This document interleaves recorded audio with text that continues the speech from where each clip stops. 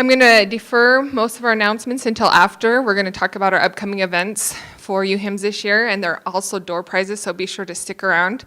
But I'm going to turn the time over to Mike, our advocacy director, to introduce Senator Lee.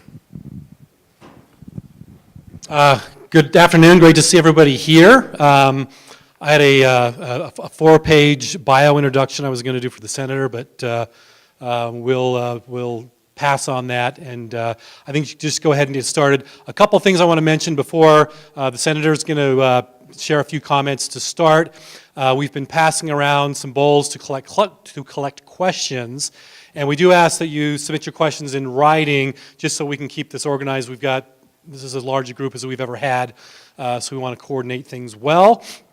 If we work through all the questions that we've submitted in writing, we'll certainly open those up to take live questions as well from the group. We do ask everybody, we live in this time where it's become somewhat fashionable to be disrespectful in political venues. We don't want any of that here. I don't think we would expect that from this group, but we are looking forward to having a really good discussion, and I think the senator is eager to ask some of the hard questions that we may have, and if you want to throw them a couple of softballs, we can do that as well.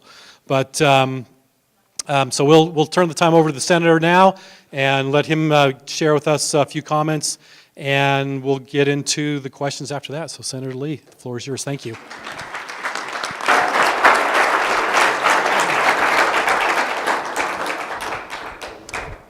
Thank you very much, Mike, and thanks to all of you for being here. Thanks for the invitation to come and talk to you. Anytime I think about the word politics, I'm reminded of how people perceive politicians. This is a day and age when members of Congress have an approval rating collectively. It hovers around 11 or 12%, which makes us slightly less popular than Raul Castro in America, and only slightly more popular than the influenza virus. But the virus is gaining on us. It also reminds me of the Greek roots of the word politics. You have poly, which means many, and you have ticks, which are blood-sucking parasites, and you put them together. Also reminds me of something my late father used to say about a quirk we have in the English language in American culture. Sometimes if you have a friend who is a little chubby, you call him slim, and sometimes if you have a friend who's bald, you call him curly. If you know someone who's a politician, you call him the honorable so-and-so. But it's great to be here at LDS Hospital. This is a place that is recognized appropriately throughout the world as a real pioneer in healthcare. A place where people have been caring for the sick and the injured and leading the way in innovation for well over 100 years. I'm thankful to have been invited here by the Utah chapter of the Healthcare Information and Management Systems Society. The name may be a mouthful, and it definitely is. It's much easier to just say HIMSS, but your organization is all about finding more effective and cost savings in the healthcare industry, more effective ways of helping people to get better. And this is in a sector that is not always known for bringing costs down. And so this is a very welcomed contribution that you make to our society in looking for these solutions. The work you do simply could not be more important. As leaders in healthcare IT, you're doing vital work, the very vital work of connecting doctors and patients and connecting them with information that they need to make informed judgments about things that will help them to make the most out of a difficult, sometimes life or death situation. So your work, in a nutshell, saves lives, quite literally, in a way that very few people can claim. There aren't that many professions that can claim that distinction. When I read news reports about cutting-edge developments in healthcare, I can't help but think that we are living in something of an age of miracles. 18 months ago, an 8-year-old boy from Baltimore named Zion Harvey became the first child in the world to undergo a bilateral hand transplant. To explain that what that means, of course, it means that a team of surgeons took a pair of hands and attached those hands in a place where previously there were no hands. And just a few months ago, this little boy, Zion Harvey, threw out the opening pitch at a Baltimore Orioles game in Maryland. And he brought the heat with him, too. Modern medicine has made this miracle possible and has given this little boy, Zion Harvey, a chance at a normal childhood, at a normal life, with hands. In a similar vein, there's biotechnology being developed by a biotech firm right here in Utah, Polarity TE, that's working to regenerate skin in burn victims, right down to the layers of the skin, to the hair, to the follicles, using the patient's own skin cells. If successful, this treatment would completely revolutionize the way we treat burn victims. And burn victims, of course, are people who go through some of the most trying experiences that a human can go through. Stories like these are amazing. They're inspiring. And for some, they even come to resemble some of the miracles that we see from the New Testament. But for those in this room, they are not merely marvels. They're your life's work. They're your life's work as healthcare professionals, as innovators in healthcare delivery and information technology. And if we think about it, stories like these cannot just be marvels for anyone in our society. After all, every one of us, has to see ourselves as a potential patient, or inevitably as a future patient if we're not a current patient. Every one of us could lose something, whether it's a hand, or we could suffer a burn, or we could incur some kind of an illness. You could say that we all have a stake when it comes to healthcare. But because healthcare is so intimate and so personal for each of us, healthcare policy is an area that invites a great deal of emotion and a great deal of skepticism, sometimes controversy among practitioners, policymakers, and sometimes this controversy leaves patients in between. Not all of it is happy emotion, of course, because not every healthcare story has a happy ending. For all the wonder of our healthcare system at its best, we must come to grips with the reality that it is itself deeply flawed. For every man, woman, and child who is saved by modern medicine, for every Zion Harvey, for example, there are many more who are coping with the dramatic consequences associated with soaring healthcare premiums, with high deductibles, with co-payments that many patients can't afford.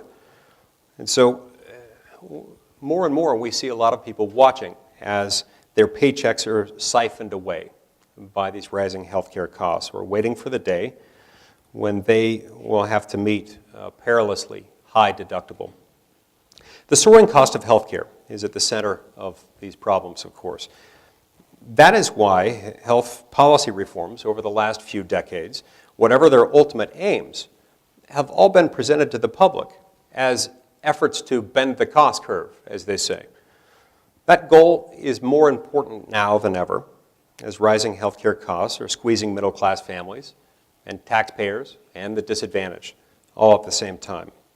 I'd like to share a few statistics with you to reinforce how bad the problem has become. Consider the cost to an ordinary family. Over the last decade, healthcare premiums for the average family plan have risen by about a third, and that's after you control for inflation. Meanwhile, higher healthcare costs on the employer side have slowed wage growth. And so working families are being hammered on both sides of this. The candle is being burned simultaneously from both ends. Paying higher out-of-pocket costs on the one hand and earning lower take-home pay on the other hand has become something of a new norm. It was these trends that led my colleague, Democratic Senator Chuck Schumer from New York, to comment in a moment of candor that Medicaid itself a program intended to provide care for the truly indigent, was increasingly becoming a middle-class program. Next, consider the strain that healthcare places on taxpayers and on the national debt. Government spending on social services more than doubled in the 40-year period from 1975 to 2015. And 90% of the increase, 90% of that went specifically to healthcare. As Orrin Cass of the Manhattan Institute has pointed out, that figure represents hundreds of billions of dollars that could have been put to use somewhere else. So what exactly is behind these soaring costs? This is a question that defies easy or simple answers. But it is clear to me that the healthcare sector is rife with this Byzantine labyrinth of regulatory burdens that have been created by politicians, created mostly from Washington, D.C. These regulations, in turn, create bad incentives and distortions for patients and professionals that find themselves muddling through that Byzantine labyrinth of regulations, trying to do the right thing in the process, but thwarted in their efforts to simply find or provide good care at an affordable price. So like a funhouse mirror of sorts, these regulations have distorted the market for healthcare in America.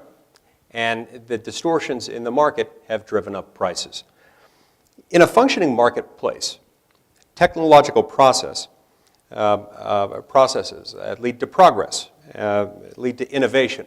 Those innovations will tend to increase quality and drive down the cost, making goods and services affordable for an increasingly larger number of people. We can observe this in any number of areas. For example, right now in your pocket, you most likely have a smartphone. That smartphone is something that is affordable to you by virtue of the fact that you have it. But it's something that 10 or 15 years ago couldn't have been obtained even by the wealthiest billionaire on planet Earth. This is so because the marketplace is at work, and it's still evident in some corners of our healthcare system. Whatever you think about elective medical procedures generally, or about, say, cosmetic plastic surgery in particular, prices within that area have declined in real terms over the last few decades, even as prices in other areas of our healthcare system have climbed dramatically. I would just note that cosmetic surgery is one of the few areas of medicine where most procedures are paid for out of pocket, directly, in other words, by the consumer, by the patient, giving the patient incentive to shop around.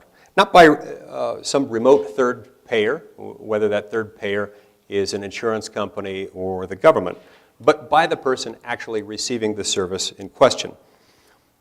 Most of the healthcare system, it is safe to say, I think, doesn't operate like a true marketplace, in part because you've got so many layers insulating the ultimate consumer, the customer, the patient, from the provider. Customers today pay just 10.5% of health costs directly. So there is little, and in some cases no incentive for the ultimate consumer of that service to shop around. This isn't where the biggest problem is. I think the biggest problem relates in the fact that there is no incentive for healthcare providers, those who are actually performing these services, to lower their prices so as to make the services they provide more attractive to would-be consumers. Individual customers, through no fault of their own, end up consuming healthcare in most instances without realizing its full cost. And by realizing there, I don't necessarily mean just paying, but not even knowing. Most of the time, these things are unknown and unknowable in the abstract. Most of the time when someone goes in to get a medical procedure done, they not only don't know and they're not informed up front what it's going to cost, but in many cases they can't even find out what the actual cost of it. The pool of customers pays higher prices for that procedure as a result if that person is insured. This is the unhappy result of many decades of government-imposed distortions on what would otherwise be a marketplace for healthcare. And it has skewed incentives for everyone involved in the healthcare system, one way or another, in a way that has increased prices.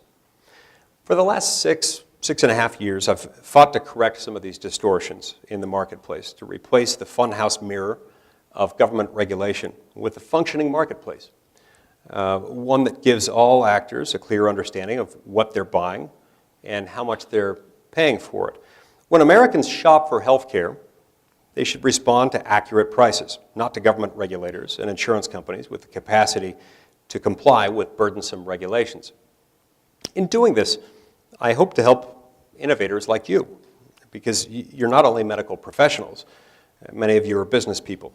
In order to bring your products to market, you need a marketplace in which to sell them. You need customers, consumers, who need them and can afford them.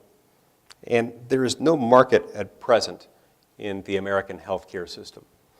But most of all, I hope to help ordinary American families who are struggling to pay rising premiums because of regulations that they will never know about, or at least never fully understand, or those who are delaying much needed treatment because our healthcare system is broken and has made it artificially and needlessly costly.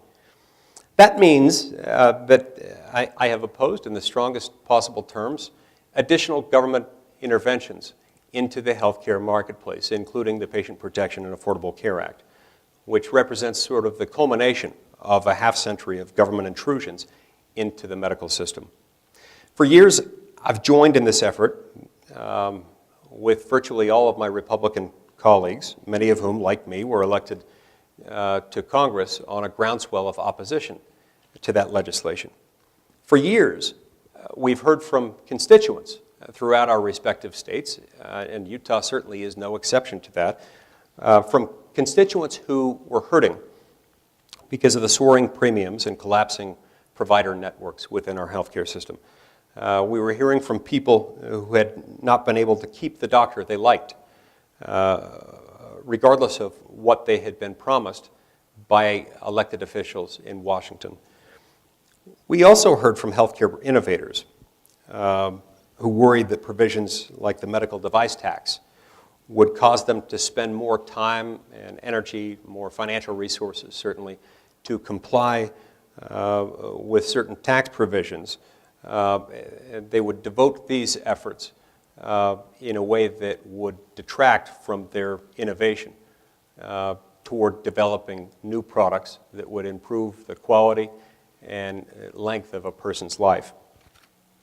Imagine my disappointment then that a Republican Congress has been unable to repeal that legislation and to relieve the burden that is placed on the American people, on families throughout Utah and across America.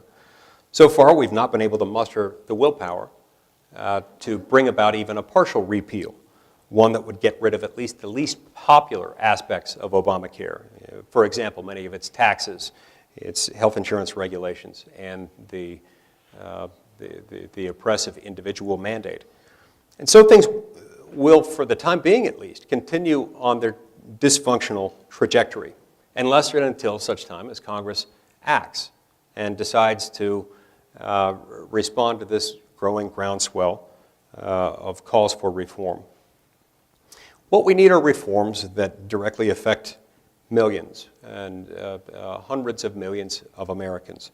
And those are reforms that need to be pursued wholeheartedly with an eye toward the big picture of the common good, with an eye toward increasing competition. And one thing we know about competition is that it tends to improve quality and bring down cost. And that's what the American people want more than anything. To me, the picture is clear. We need a market in healthcare that will benefit American families.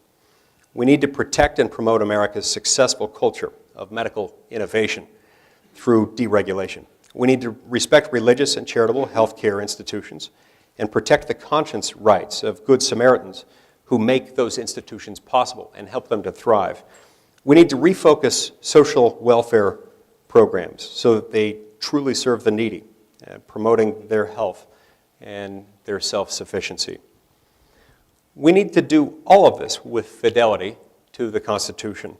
The Founding Fathers knew and understood that many decisions, including many decisions by government, would need to be made locally, at the state and local level. Not every decision was fit for federal action. If that positive vision can be advanced to the public, then I'm hopeful Republicans will find the support to repeal and replace Obamacare. And in the meantime, I'm going to continue to advance piecemeal legislation, narrowly targeted bills that can help reform on an incremental basis our healthcare system, areas in which we can foster competition. Consider prescription drug prices, for example, which are currently inflated due to a number of factors, including FDA red tape and including some unfair business practices of some large pharmaceutical companies. The astonishing fact is that it takes years and millions of dollars just to get a single generic drug approved for distribution by the FDA. We're just talking right here about the generic drugs, those whose patents have lapsed or are about to lapse. And then drug manufacturers may have to contend with uncooperative brand name manufacturers and an FDA wait list that's thousands of drugs long. The current prescription drug system does a disservice to innovative business people, and especially to patients who are paying monopoly prices for brand name drugs. That's why I've joined together with some of my Democratic colleagues and worked in particular directly with my Democratic colleague from Minnesota, Senator Amy Klobuchar.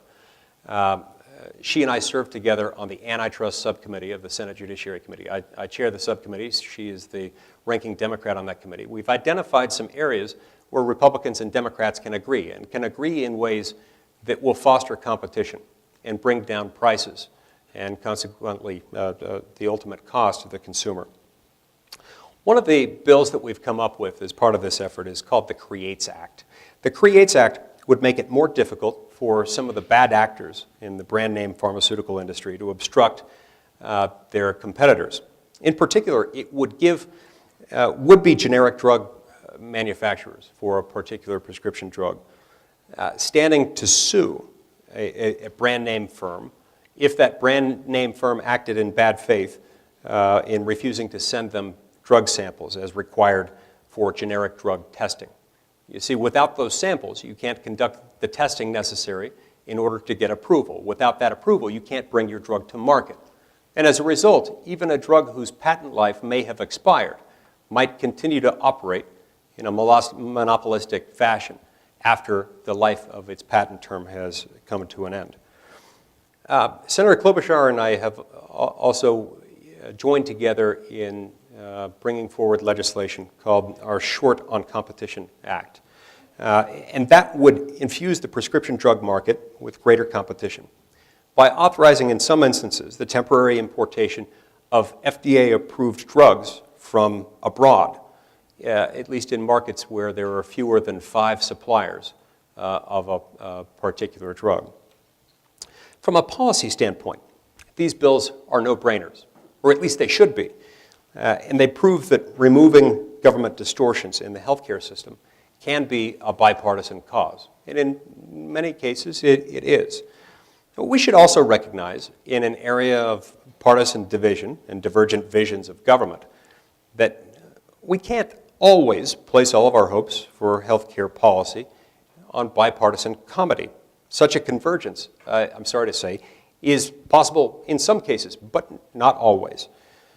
For that very reason, I think we should all work together to move healthcare out of the realm of politics, especially out of the realm of national politics, and back into the realm of practice where it belongs, back to the doctor's office, to the clinic, and to outstanding hospitals like the one in which we find ourselves today. That is where the practice of medicine takes place. That is where healing occurs. But also the more typical acts of compassion and sacrifice that dignify the profession that you have chosen. That's where they're taking place too.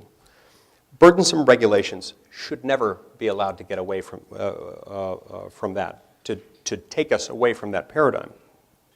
So thanks again for the Utah chapter of HIMSS for inviting me here today. Thanks to all of you for listening. And now I'd be happy to answer a few questions you might have. Okay, great. Thank you. Mike?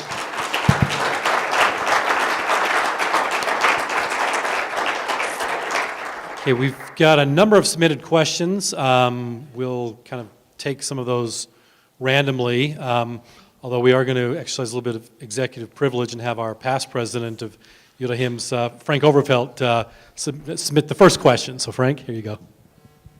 Thank you, Senator, for being here. I appreciate also attending many of your Lime Jello sessions in Washington, D.C. to discuss these same issues. If I'm understanding your comments correctly, repeal and replace is going to be a piecemeal process as opposed to an overall repeal with one set of legislation. It looks like it's going to take many sets of legislation to make this happen. No one can predict the future. A few months ago, that would not have been my prediction. What I was saying is that between now and such time as something else, a broader repeal and replace package can pass, between now and whenever we can get a majority of senators to agree to something. There are other things that are not partisan. There are other things that, that we could do on a piecemeal basis to bring about improvements. And so that's what I was saying. And thank you, by the way, Frank, for mentioning our Jello Wednesday. Many senators in Washington will have a weekly coffee with the senator or a session where they'll serve donuts. And I decided to serve Utah's official state snack, Jello. Every Wednesday when the Senate is in session, we serve Jello. So if you're ever in Washington, feel free to come by my office. If it's Wednesday at 3:30 and the Senate's in session, it's time for Jello. People will sometimes refer to them as Jello shots, and that rumor went around when we first started the tradition.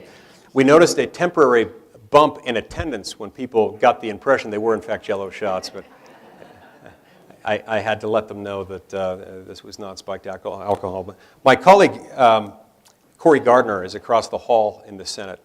He has not yet adopted a Jello tradition. Colorado's not really into that. I suspect he might end up having brownies with Gardner at some point. I don't know.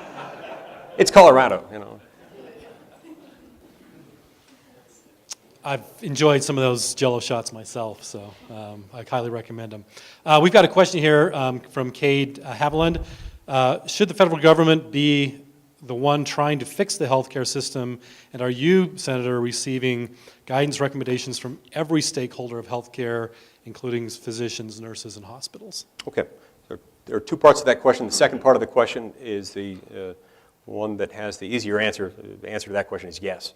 I've been meeting for some time with stakeholders in every one of those areas and continue to do so on a constant basis.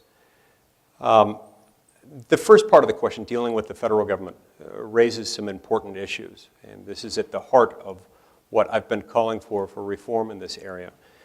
I do believe that a lot of the market distortions we have been created by not just government, but by a particular government, by the federal government. This notwithstanding the fact that there are dramatic differences from one part of the country to another that would seem to suggest, would seem to dictate, regardless of what your political ideology is, regardless of what your partisan affiliation might be, that would seem to suggest that many, if not most, government policy decisions, legal decisions to be made regarding health care might be far more suitable for the states than they are for the federal government. Consider, for example, the fact that there are dramatic costs from one state to another, dramatic cost differences. It costs less money to treat a patient here in Utah than it does in many other parts of the country. There are dramatic differences in the way healthcare systems are set up, in the way populations are distributed within the various states. And those lead to changes in patterns, differences in the patterns of how people access healthcare. There are also dramatic differences from one region to another and from one state to another as far as people's personal preferences on what role the government ought to have. I have it on good authority, for example, that a majority of the people in Vermont would much prefer a single-payer, government-run, government-funded healthcare system. Now, if that is your preference, and if you live in Vermont, then I would think you would like the idea of sending back to the states decisions like these. Vermont could go there a lot more quickly, a lot more effectively, a lot more cost-effectively if the federal government weren't already occupying such a large footprint in this area. And so I think sometimes we get wrapped around the axle. One of the reasons why we see so much partisan rancor and debate and discussion in Congress, one of the reasons why people are so frustrated by Congress, is that there is a genuine disagreement about the role of the federal government and about the role of government in general. When we follow federalism, this concept 230 years old, this idea that not every power of government should be exercised nationally, but that we ought to reserve most powers to the states and local governments, still makes some sense today, and I think it could provide us with some answers in healthcare.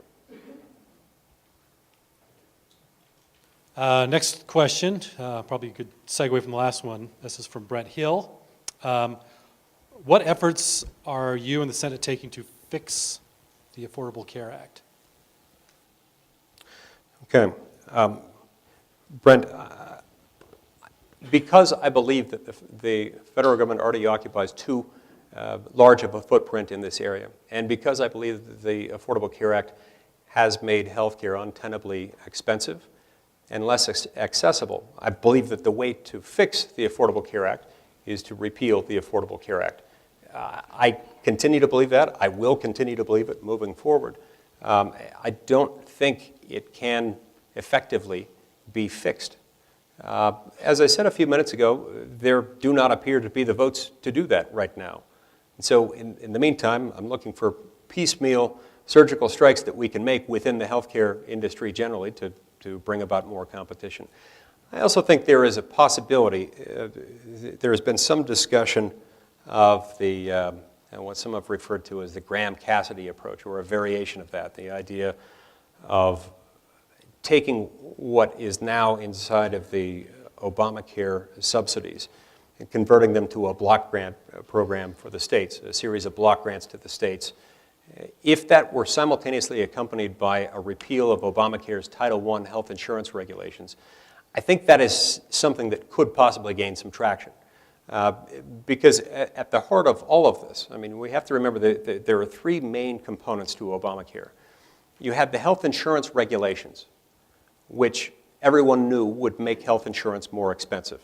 I'm not speaking partisan words there. Those who drafted it knew it would make them more expensive because it was increasing the requirements that insurers in all 50 states would have to comply with in order to sell health insurance. They knew that would make health insurance more expensive, so they developed a system of subsidies to help people get by, to help people get insurance. And then to fund those subsidies, they had Obamacare's taxes. But at the center of all of those are the health care regulations.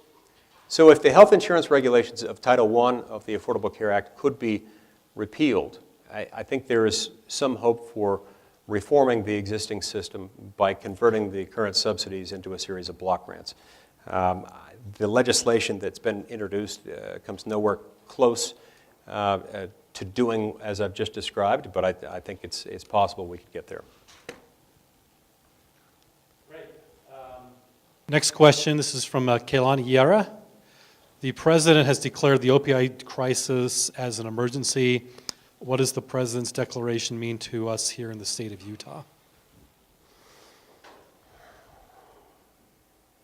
It is a crisis. It's a crisis of epidemic proportions. I would imagine that if I went around and talked to every person in this room, I wouldn't find a single person in this room who doesn't know someone who has suffered directly as a result of this. And in many cases, I'd find people who know a lot of people who have suffered as a result of it. Utah, far from being isolated from this harm, has been kind of at the epicenter of it.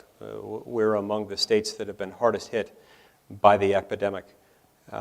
We have seen a lot of abusive practices, not only on the consumer end of things, but on the prescribing end of things. We've also seen a sharp climb. If you want to see something interesting, I have on my website, it's available through lee.senate.gov and also through my website through the Joint Economic Committee, where we show this chart of every county in America. It shows a map of the United States, and you can see outlines of every county in the United States. You push a button, you hit play, and it shows the spread of opioid-related premature deaths in this country going back about 40 years, back to about 1977, I believe. The areas that are highlighted in red show a certain number of deaths per 100,000 residents. Most of the country was without any of these red or orange or yellow or deep red blemishes. But you started to see a lot more of them in the late 90s. OxyContin, I believe, was approved in 1996. You saw a big jump there, and then you saw a bigger jump within about the last 10 years as more people started getting hooked on these things. Initially, we saw these opioid-related death crises arising in major metropolitan areas. We saw it in Los Angeles, in New York, in a couple of places along the border in Texas, but now you see it in every part of the country. You see it especially in Utah, and you see it in some of the places that you wouldn't necessarily expect in Utah. But all along the Wasatch Front, you see a dramatic increase in opioid-related premature deaths. It's a very staggering, sobering statistic, and it's something that we've got to figure out how to address. Right. We've got a question from Diane Walker. Now that the ACA is still the law of the land, will you commit to reaching across the aisle to fix existing issues with the Affordable Care Act? Yeah, so this is a little bit like the question we had 2 questions ago, in that I still don't believe that it is a good thing. I will continue to reach across the aisle to find solutions. I don't anticipate that the solution to our healthcare problems is going to involve tinkering around the edges with the Affordable Care Act. I think it is the entire assumption or set of assumptions that went into it are flawed. When you take healthcare policy and you try to legislate as broadly as the ACA did for an entire country, and when you take steps that further insulate the consumer from the provider, you're going to produce higher costs. And meanwhile, you're going to have a small handful of people who get really rich off of it. The top insurance companies in this country have seen their profits skyrocket from $8 billion before the Affordable Care Act was passed into law to about $15 billion a year now. These are just the largest handful of health insurance companies. You've seen them getting really, really rich. So this has been really good for a small handful of people and for the small handful of lawyers, lobbyists, accountants, and compliance specialists who have made their living off of this. I'm sure there are some others who have benefited from it, but you've got a whole lot of people who have seen the affordability of their health care, and in some cases the quality of it, take a real beating. And so while I'm committed to reaching across the aisle to find solutions, I still don't think that just tinkering around the edges with the Affordable Care Act will do that. Okay, a question from Brent Heel. Any thoughts on balancing the patient's personal responsibility for their own health and the need to ensure public health available to them? Yeah, this is a difficult and an age-old question. I do think it's important for us to focus on the difference between providing a social safety net for those who need it and making sure that that's available, that it makes poverty temporary rather than chronic, and that helps people deal with catastrophic health outcomes that they can't afford to deal with. There is a difference between that and a wholesale commandeering by government of the healthcare industry.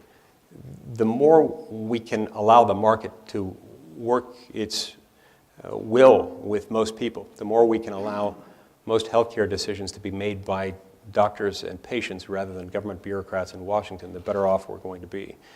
I think we have tended to err a little bit, a lot too much on the side of concentrating decision-making power and funding authority and regulatory control over healthcare decisions, not just in government generally, but in Washington, D.C. more broadly. States can innovate better. And like I say, if there are some states, as I suspect there are, where most of the people would much prefer a single-payer, government-run, government-funded healthcare system, I don't think that's the best policy idea, but they ought to be able to do that on a state-by-state basis. In other states, they might come up with something where they've got much more of a narrowly focused, narrowly tailored, targeted social safety net, where the government gets involved in certain limited instances, but otherwise allows people to make their own decisions, thus fostering competition. I've been told we have time for one more question, and then you've got to leave. So we'll exercise a little bit of HIMSS leadership prerogative. Last question, Senate Bill 1016 is the Access to Health, I forget the name of it, the Connect for Health Act, which promotes the Connect for Health Act. Senate Bill 1016 promotes both the use of telemedicine and remote monitoring for patients, particularly allowing more broad use of Medicaid funds for that. Is that legislation you're at this point familiar with, and would you be in favor or not in favor of? I'm familiar with the concept. I'm not familiar with that particular bill. I'm happy to take a look at it. I do like telemedicine a lot. I think there's a lot we can benefit from. Technology has the ability to shorten the gap between the consumer and the provider.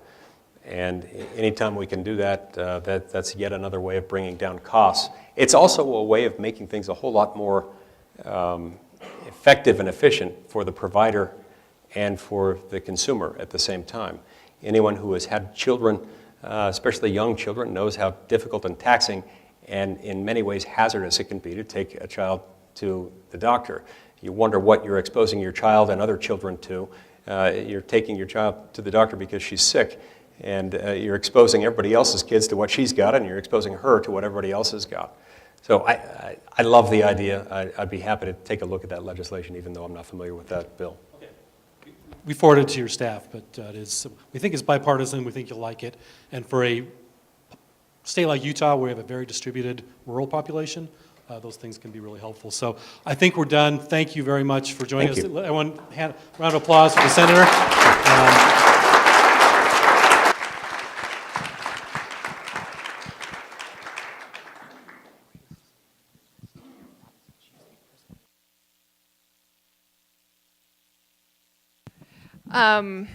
One moment, we're going to take a quick picture.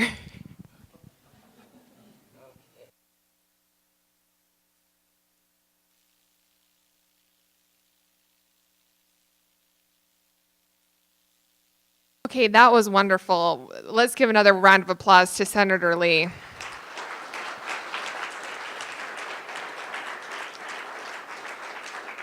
We're so grateful to have him here to share his thoughts with healthcare, and it's such an important topic these days. It's always in the news, and it obviously touches each of us and what we do for living each day. And one thing he mentioned that I'm very passionate about as well that keeps me in healthcare and involved in UHIMSS is that healthcare is personal, and it is something that affects all of us, and we have an opportunity to help those that are in greatest need and help drive down costs. And I think there are a lot of opportunities based off what Senator Lee has said and in our roles in healthcare. I'd like to thank our planning committee for helping put this together. It's been months in the works to get him to come speak, and with everything that's been happening in Washington and their limited time on recess, we're lucky to have him come today, so I'd like to thank the Planning Committee for making that happen.